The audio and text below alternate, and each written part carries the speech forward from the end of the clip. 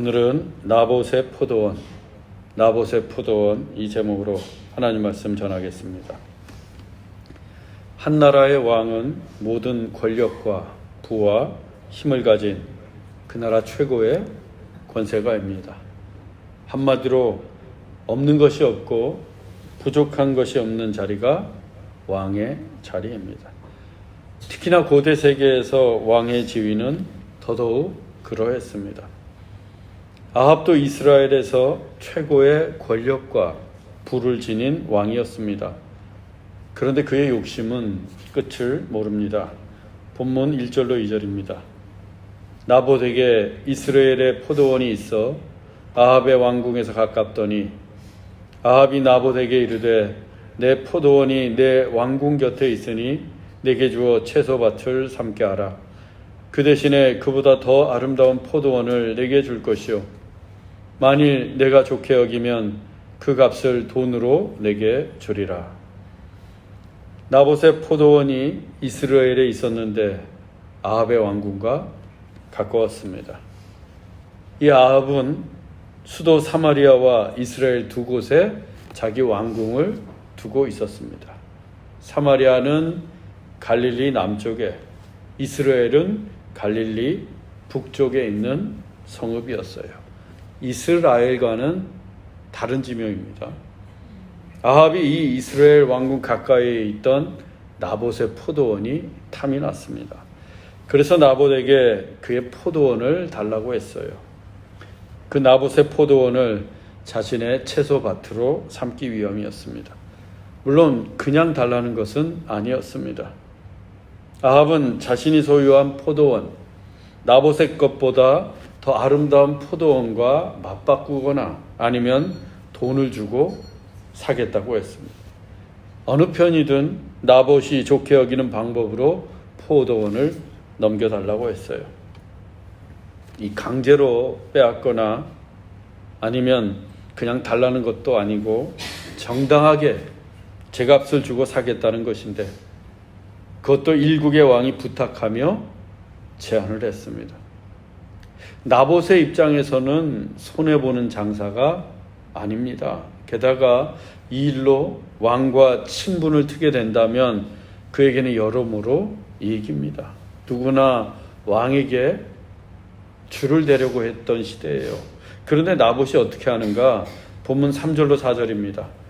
나봇이 아합에게 말하되 내 조상의 유산을 왕에게 주기를 여호와께서 금하실지로다. 내 조상의 유산을 왕께 줄 수 없다 하므로. 이 나봇의 포도원은 나봇의 조상으로부터 대대로 물려받은 유산이었습니다. 나봇은 그 조상의 유산을 왕께 줄 수 없다며 아합의 제안을 거절했어요. 그런데 아무리 조상이 물려준 유산이라고 해도 왕이 팔라고 하는데 쉽게 거절할 수 있겠습니까? 아니 누가 감히 거절할 수 있겠어요? 왕이 달라고 하는데. 고대 세계에서 왕의 제안을 거절하는 것은 단순히 왕과의 친분이나 그에 따라 생기는 막대한 이득을 포기하는 정도가 아니라 자기 목숨을 걸어야 하는 일입니다. 자칫 그의 집안 전체가 망할 수도 있어요. 왕의 눈밖에 나면. 그런데도 나봇은 일말의 고민도 없이 이런 지하에 왕의 제안을 거절했습니다. 왜? 내 조상의 유산을 왕에게 주기를 여호와께서 금하실지로다. 자신의 포도원을 아합에게 주는 것은 하나님께서 금하신 일이었기 때문입니다. 레위기 25장 23절 말씀입니다. 토지를 영구히 팔지 말 것은 토지는 다 내 것임이니라. 모든 땅, 모든 토지의 주인은 하나님이십니다. 가나안 땅을 왜 약속의 땅이라고 부릅니까? 하나님이 아브라함과 이삭과 야곱에게 주시기로 약속하신 땅이기 때문이에요. 하나님이 주인이신 땅을 하나님께서 주시기로 약속하신 겁니다. 그 땅을 이스라엘이 전쟁을 하든 정복을 해서 차지하든 간에 그 땅의 주인이 하나님이라는 사실에는 변함이 없어요. 그래서 이스라엘이 가나안을 정복했을 때 지파별로 또 가문별로 하나님께서 그 땅을 분배해 주셨던 겁니다. 그러면서 하나님께서 그 토지를, 그 땅을 영구히 팔지 말라라고 명하셨어요. 이 하나님께서는 하나님의 백성이라면 누구라도 그 하나님의 땅에서 굶주리지 않고 평안히 살기를 원하셨습니다. 그래서 팔지 말라고 하셨던 거예요. 이스라엘 자손들은 그렇게 분배받은 땅을 그래서 자손 대대로 유산으로 물려주었고, 나봇도 그 포도원을 조상으로부터 물려받았던 겁니다. 하여 나봇은 하나님이 금하신 토지를 매매할 수 없다면서 아합 왕의 제안을 거절했어요. 나봇은 세속의 권력보다 하나님을 더 경외했고, 세속의 권력보다 하나님의 말씀에 더 순종했던 믿음의 사람이었습니다. 또한 그 믿음을 행동으로 옮겼던 용기 있는 사람이었어요. 나봇이라고 해서 왜 모르겠습니까? 아합에게 포도원을 넘긴다면 얼마나 큰 이익이 되고 소위 이스라엘 최고의 빽이 생긴다는 걸 왜 모르겠어요? 또 한편으로는 왕의 제안을 거절하는 것이 얼마나 위험천만한 일인지 그가 왜 모르겠습니까? 삼척동자도 다 아는 일이에요. 그럼에도 불구하고 나봇은 하나님의 말씀에 순종하기로 했습니다. 우리의 신앙도 이와 같아야 돼요. 세속적인 이익과 타협을 하거나 세상의 위협에 굴복하는 게 아니라 무엇보다 하나님의 말씀에 순종하는 믿음과 용기가 있어야 합니다. 사실 아침에 눈 뜨면 우리 앞에는 날마다 이 세상이 타협으로 또 위협으로 우리에게 굴복하라고 유혹하고 있어요. 어느 편이 하나님의 뜻일까? 어느 편이 세상의 열망일까? 언제나 이 두 갈래 길에 서 있습니다. 그런데 우린 나봇과 같아야 돼요.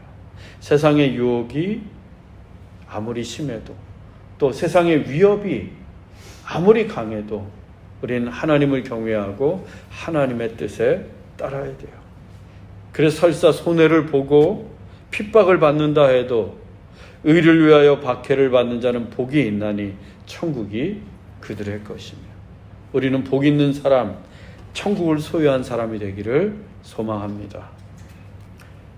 나봇의 거절에 아합이 실망하고 돌아갔어요. 여호와께서 금하신 일이란 말에 아합도 뜨끔했던 겁니다. 그는 엘리야를 통해서 무수히 많은 하나님의 기사와 표적을 직접 목도했어요. 그래서 이제는 여호와의 일이라면 아합은 고분고분해졌습니다. 그는 여전히 바알 숭배에서 벗어나고 있지 못했지만, 그렇다고 대놓고 하나님의 말씀에 반기를 들지 못했던 겁니다. 하지만 유쾌하지는 않았어요. 본문 4절로 5절입니다. 아합이 근심하고 답답하여 왕궁으로 돌아와 침상에 누워 얼굴을 돌리고 식사를 아니하니 그의 아내 이세벨이 그에게 나와 이르되 왕의 마음에 무엇을 근심하여 식사를 아니하나이까? 나봇의 거절에 아합은 근심하고 답답해졌어요. 이 우리말 근심하고 답답하여로 번역된 히브리 단어는 본래가 언짢고 화가 난다라는 뜻이에요. 언짢고 화가 난다. 아합은 나봇의 포도원을 갖지 못한 게 언짢았고 화가 났습니다. 왕으로서 자존심도 상하고 또 한편으론 나봇이 괘씸하기도 했어요.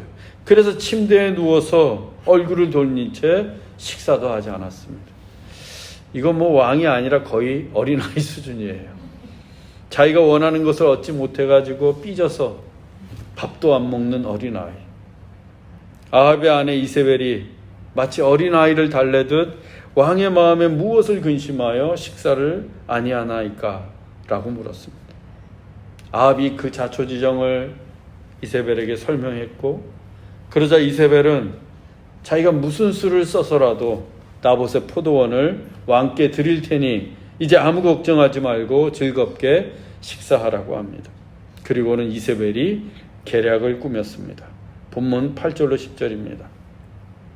아합의 이름으로 편지들을 쓰고 그 인을 치고 그의 성읍에서 나봇과 함께 사는 장로와 귀족들에게 보내니 그 편지 사연에 이르기를 불량자 두 사람을 그의 앞에 마주 앉히고 그에게 대하여 증거하기를 내가 하나님과 왕을 저주하였다 하게 하고 곧 그를 끌고 나가서 돌로 쳐 죽이라 하였더라.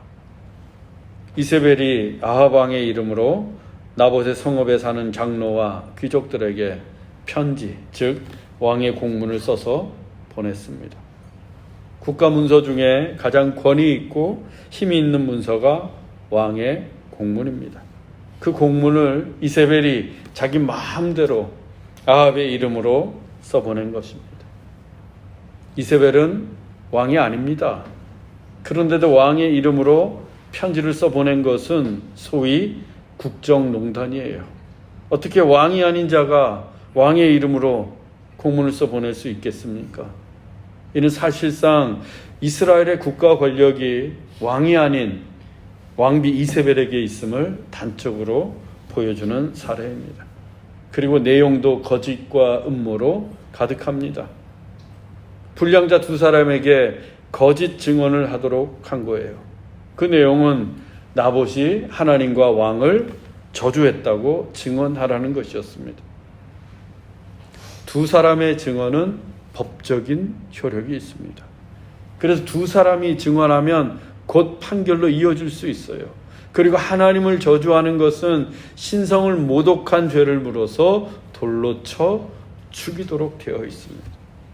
하나님께서 왜 십계명을 통해 이웃에 대하여 거짓 증거하지 말라라고 엄히 말씀하셨는가? 이런 일이 비일비재했기 때문에 두 사람만 작당을 하면 얼마든지 한 사람을 거짓 증언해서 돌로 쳐 죽일 수 있었습니다. 이세벨은 장로와 귀족들에게 나봇에 대해 거짓 증거하도록 편지를 써 보냈던 거예요. 이세벨이야 천하의 악녀이고 또 시돈 사람, 즉 이방 여인이니까 거짓 음모를 얼마든지 꾸며낼 수 있습니다.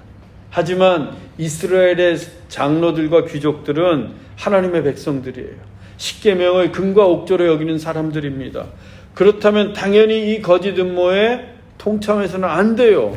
그것도 사람의 목숨이 달린 일인데 내가 거짓말하면 그 사람이 죽습니다. 두 사람만 거짓말해도 나봇이 죽어요. 그런데 이세벨이 무서워서 그 거짓 음모에 동참하게 됩니다. 그 성읍의 장로와 귀족들 중에 하나님의 말씀을 따랐던 의인은 없었어요. 하나도 없었습니다. 나봇은 권력에 굴복하지 않고 하나님의 말씀에 순종했는데 장로와 귀족들은 하나님의 말씀을 버리고 권력의 뜻을 따랐던 겁니다. 나봇과는 정반대의 모습을 보여주었어요.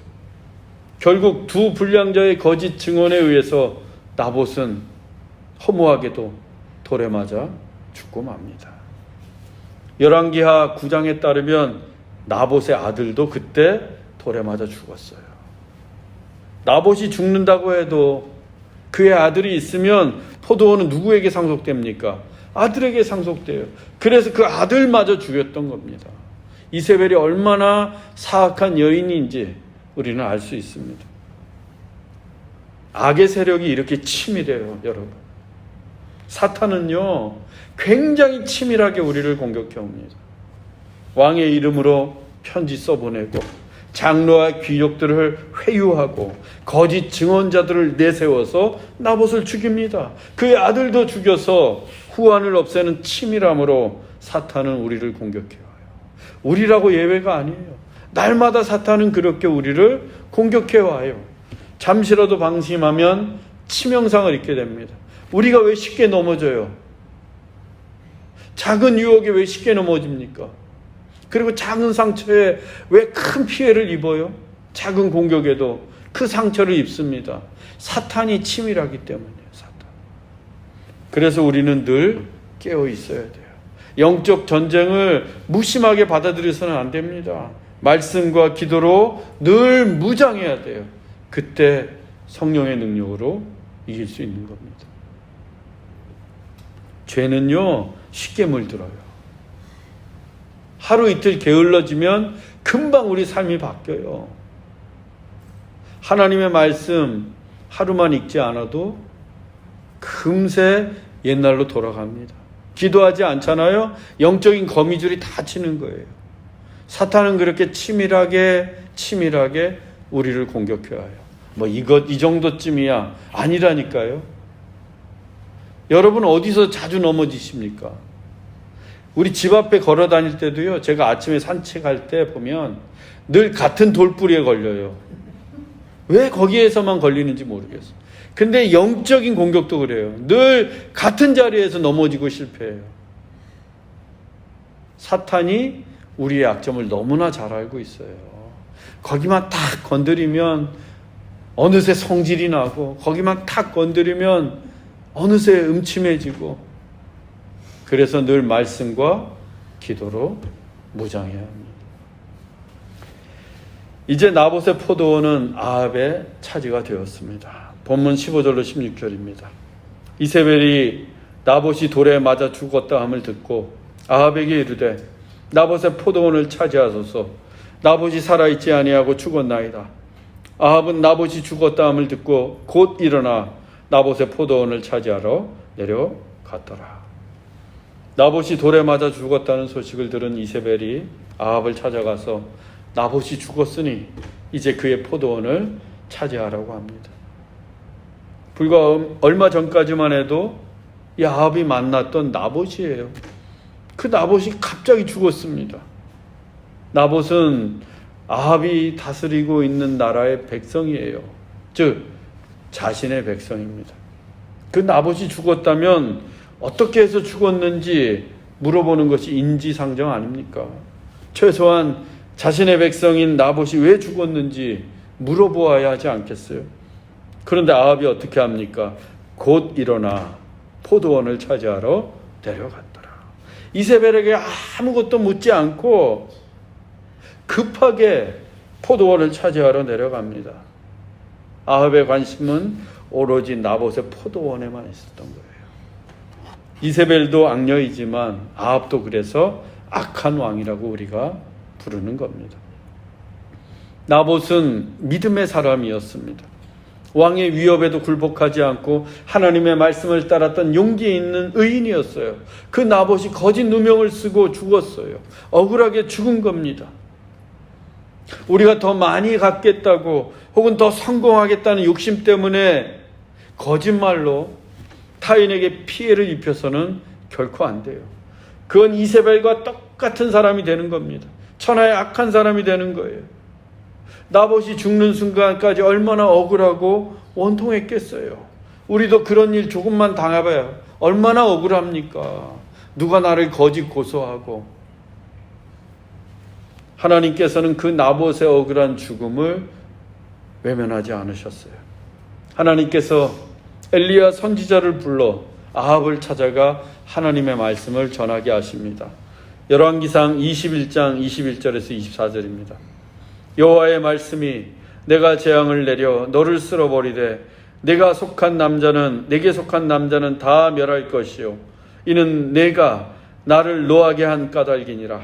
이세벨에게 대하여도 여호와께서 말씀하여 이르시되 개들이 이스라엘 성읍 곁에서 이세벨을 먹을지라 하셨느니라. 하나님께서 나봇의 죽음에 진노하셨어요. 의인의 죽음에 슬퍼하시고 진노하십니다. 그래서 엘리야를 통해서 악을 행한 아합에게 심판을 내리셨어요. 아합을 쓸어버리되 그에게 속한 남자는 다 멸하겠다고 하십니다.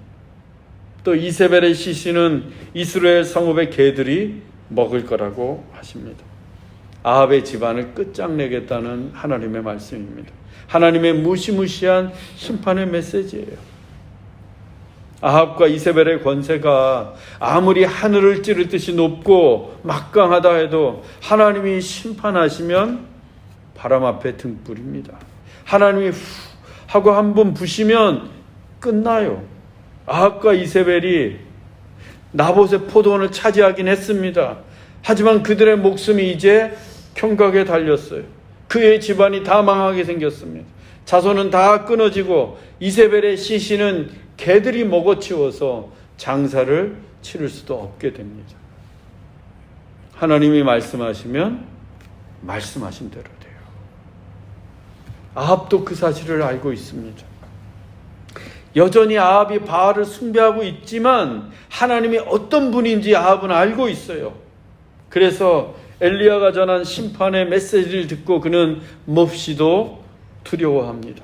무엇이든 해야 했어요. 열왕기상 21장 27절입니다. 아합이 이 모든 말씀을 들을 때에 그의 옷을 찢고 굵은 배로 몸을 동이고 금식하고 굵은 배로 누우며 또 풀이 주고 다니더라. 이 옷을 찢고 굵은 배로 몸을 동이고 금식하는 것은 통상 참회와 뉘우침의 전형적인 모습입니다. 이 옷을 찢는 것은 자기 마음을 돌이키는 거예요. 마음을 찢는 겁니다. 또 굵은 배로 몸을 동이는 이유는 그 굵은 배가 맨살에 닿으면 막 찔러요. 죄악이 나를 찌르는 것을 느끼는 겁니다. 금식하는 것도 죄 때문에 먹지 않으며 스스로 고통을 당하는 거예요. 아합은 자기의 죄에 찔려서 마음도 찢고 금식도 하고 하나님 앞에서 참회했던 거예요. 진심으로. 참으로 신통한 일입니다. 천하의 악한 왕 아합이 하나님 앞에서 지금 회개하고 있어요. 그리고 풀이 죽어서 다녔어요. 포도원을 차지했으면 기분 좋게 다녀야 되는데 풀이 팍 죽어서 다닙니다. 아합이 하나님의 진노를 얼마나 두려워하고 있는지 알 수 있는 장면이에요. 하나님이 어떻게 하셨을까요? 열왕기상 21장 29절입니다. 아합이 내 앞에서 겸비함을 내가 보느냐? 그가 내 앞에서 겸비함으로 내가 재앙을 저희 시대에는 내리지 아니하고 그 아들의 시대에야 그의 집에 재앙을 내리리라. 참회의 기도가 이렇게 중요해요. 아합이 하나님 앞에서 겸비하게 겸손하게 자기를 낮추고 회개한 것을 하나님이 보셨습니다. 아합이 비록 악한 왕이었지만 하나님의 심판의 메시지를 듣고 그 순간만큼은 겸비하게 참회했던 거예요. 엘리야가 전했던 메시지 중에 아합 내가 참회하면 내가 용서도 해주고 은혜도 베풀 거야, 이런 말씀은 단 한마디도 없었습니다. 그런데도 악한 아합이 겸비하게 자기의 죄를 뉘우치고 회개했다는 것은 대단한 일이에요. 아합이 일평생 살면서 했던 수많은 일들 중에서 유일하게 잘한 일이 바로 이 일입니다.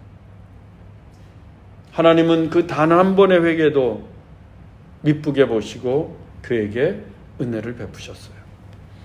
그래서 아합의 가문에 내리실 재앙을 그의 시대에는 내리지 않고 아들의 시대에 내리기로 하셨습니다. 우리는 다 하나님 앞에서 죄인입니다. 에덴에서 쫓겨난 이후로 인류는 단 하루도 죄를 짓지 않고 살 수 없는 존재가 되었어요. 그런데 이 죄인이 회개하면 하나님이 기뻐하십니다. 요한일서 1장 9절입니다. 만일 우리가 우리 죄를 자백하면 그는 미쁘시고 의로우사 우리 죄를 사하시며 우리를 모든 불의에서 깨끗하게 하실 것이요. 우리가 하나님 앞에서 겸비하게 우리의 죄를 자백하면, 회개하면 하나님께서 우리의 죄를 사하시고 우리를 깨끗하게 하십니다. 천하의 악한 사람 아합도 회개하면 하나님께서 은혜를 베푸시는데, 우리가 하나님 앞에서 회개할 때 하나님께서 얼마나 큰 은혜를 베푸시겠습니까? 회개가 은혜와 용서의 통로입니다. 사랑하는 형제자매 여러분, 세상의 욕망과 위협에 타협하거나 굴복하지 않고 언제나 하나님을 경외하며 하나님의 말씀을 따르십시오. 비록 손해가 나고 핍박을 당해도 하나님께 순종하는 사람이 복 있는 사람인 것을 잊지 마십시오. 그리고 죄악이 가득한 이 세상에서 하나님 앞에 겸비하게 참회함으로써 하나님께서 죄를 사하시는 그 놀라운 은혜를 누리는 저와 여러분들이 되기를 주 예수 그리스도의 이름으로 축원합니다. 기도하겠습니다. 사랑의 하나님, 세상은 날마다 우리를 유혹합니다. 하나님을 버리고 욕망을 택하라고. 또 세상은 우리를 위협합니다. 하나님을 버리고 세상을 따르라고. 그때마다 하나님을 경외하며 오직 하나님을 따르는 믿음과 용기를 주옵소서. 또한 죄 많은 세상에서 죄인으로 살아가지만 하나님 앞에 겸비하게 회개함으로써 용서하시고 깨끗게 하시는 하나님의 은혜를 누리게 하옵소서. 길이요 진리요 생명이신 예수 그리스도의 이름으로 기도하옵나이다. 아멘.